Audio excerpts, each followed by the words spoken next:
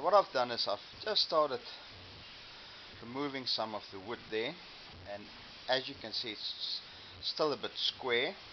We'll get to the stage where we'll start rounding off the edges that side there. Important thing as well is that when you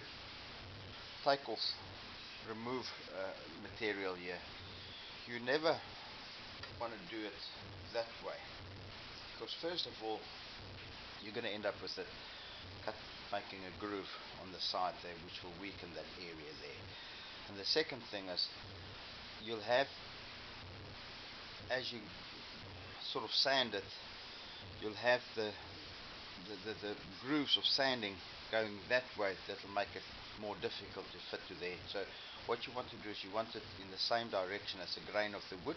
You don't want to sand it off against the grain of the wood or to the side. So you want to go with the grain of the wood, and that'll make it easier to fit into the head as well. So let's have a look.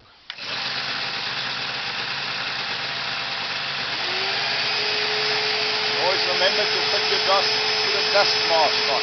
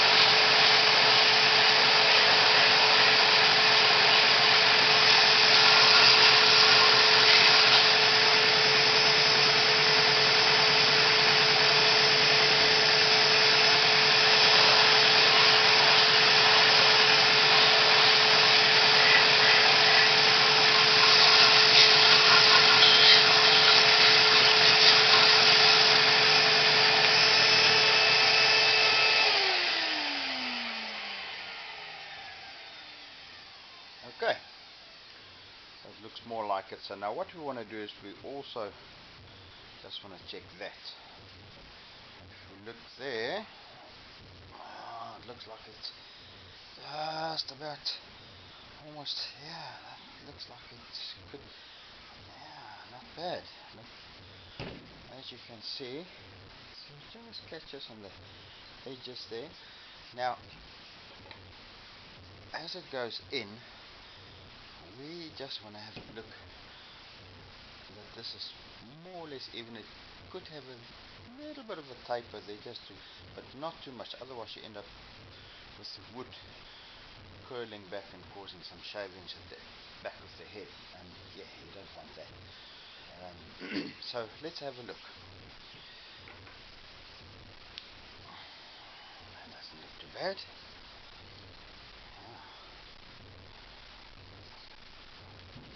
Now, the next thing I'm going to do is I'm just going to put a belt on that's a little bit smoother. I'm going to take the coarse belt off, put a smoother one, and we sort of just smooth it a little bit more, and then I'll finish it off with a flat wheel.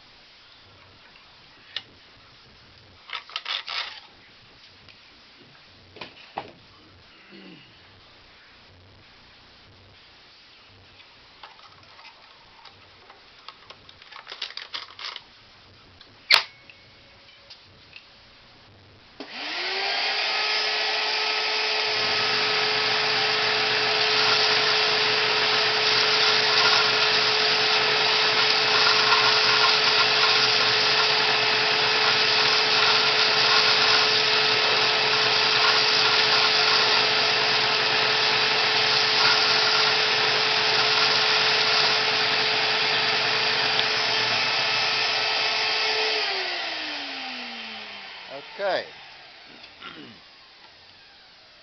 That looks good. Yeah.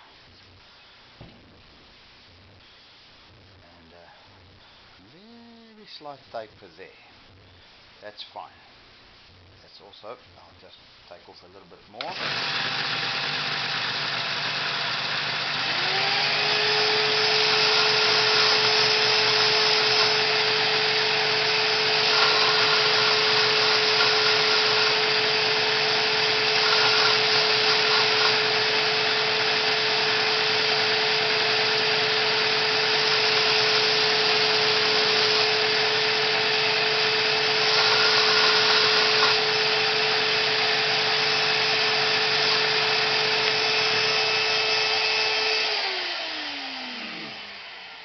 That's better. That's better. Right. What we're going to do now is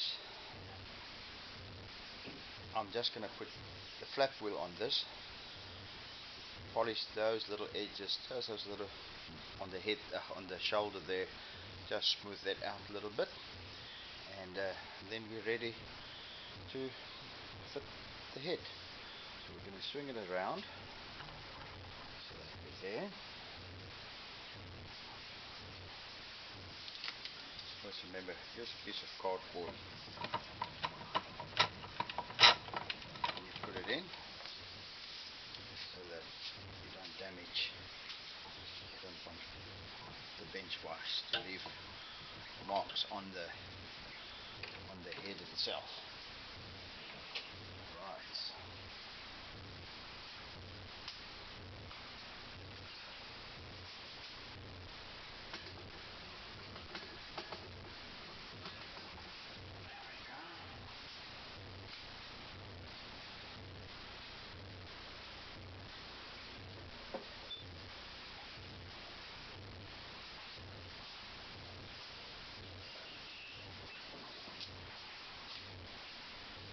Just get the drill with the flap wheel.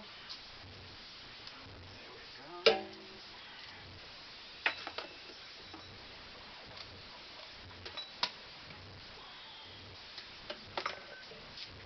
just a bit of a polish there.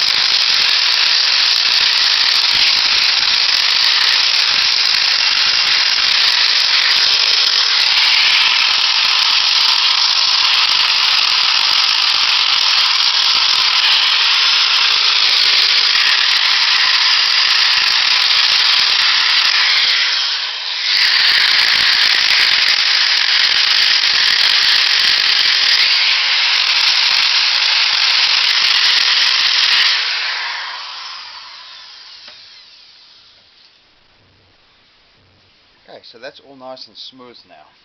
I'll take that out. So the next step will be to put it into the head.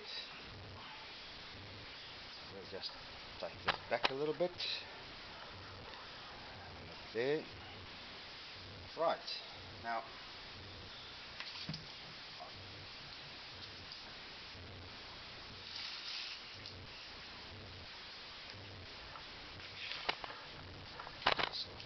position the camera so you can see there.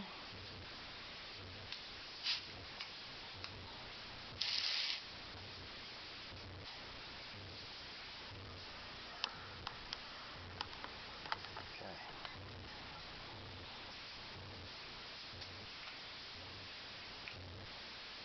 What we do is we just put the head, just so we can get it closer. Like that. Right. So what I'm going to do is I'm just going to put it in there and just tap it in.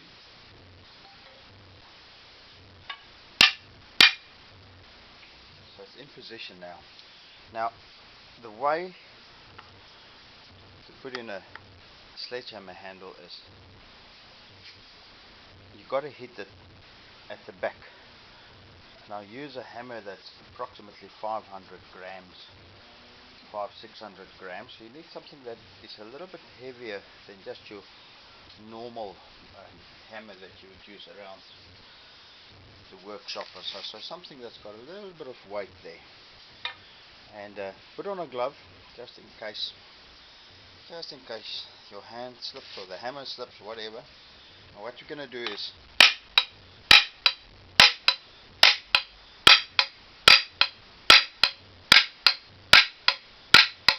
and you can hear a solid sound when you hit it. Let's have a look. And as you can see there, already it's coming in. So it just goes, it's got a bit of a nip there, and that's what you want. You want it to go in nice and tight.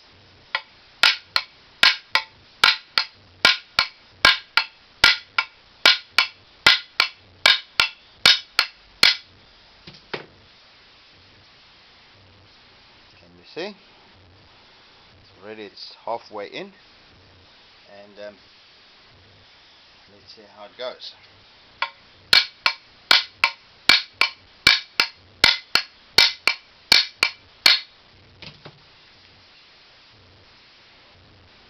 Okay, a little bit more to go.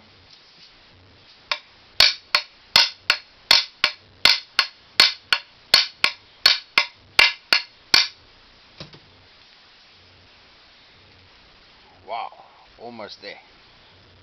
Almost there. Now, the other thing, you can feel it when you hit it. You can actually hear by the sound when it's moving, and as you can see, it's almost flush now. And we'll give it a little bit more.